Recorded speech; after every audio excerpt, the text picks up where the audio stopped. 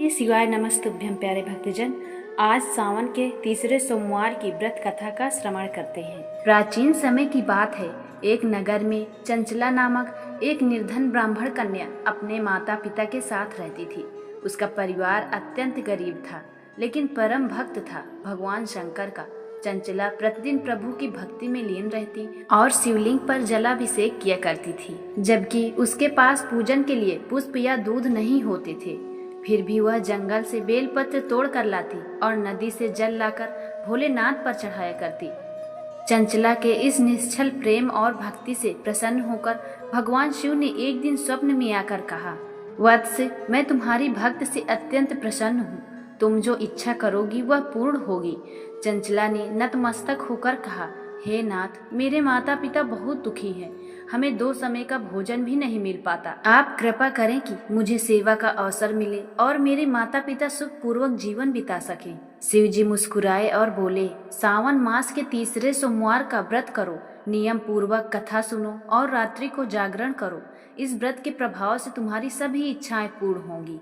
अगले दिन चंचला ने वही किया। प्रातःकाल उठकर स्नान किया, शिवलिंग की पूजा की, उपवास रखा, बेलपत्र, जल, दही, शहद आदि अर्पित कर भगवान शिव का रुद्राभिषेक किया। दिन भर ओम नमः शिवाय का जप करती रही और संध्या को व्रत कथा सुनी।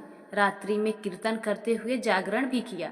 व्रत समाप्त होते ही कुछ ही दिनों में एक चमत्कार हुआ।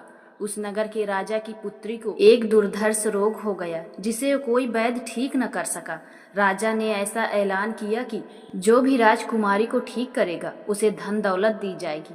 संयोग बस राजवैद्य चंचला के पिता के पास पहुंचे। चंचला ने राजा की पुत्री के लिए शिव अभिषेक करवाया और अपने व्रत का पुण्य राजा की पुत्री के कल्याण हेतु अर्पित किया। उस रात्रि भगवान शिव ने राजा की पुत्री के स्वप्न में आकर उसका उपचार किया और जब वह सुबह उठी तो पूर्णतः स्वस्थ थी। राजा ने चंचला को बुलाया और आभार व्यक्त किया। उसे महल में सम्मान पूर्वक स्थान दिया गया और साथ ही उसके परिवार को भी जीवन यापन हेतु धन और आश्रय मिला।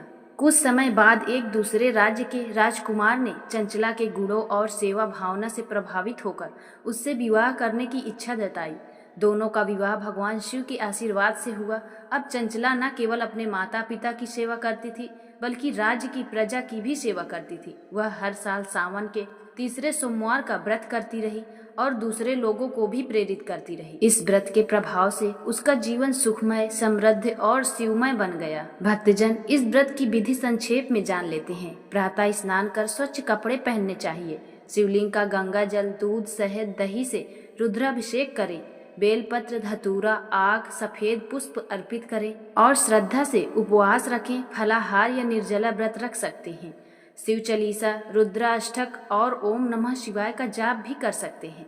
व्रत कथा इस दिन अवश्य सुनना चाहिए व सुनाना भी चाहिए।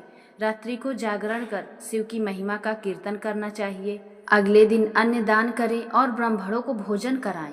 यह कथा केवल एक चमत्कार नहीं, श्रद्धा और भक्ति की सच्ची मिसाल है।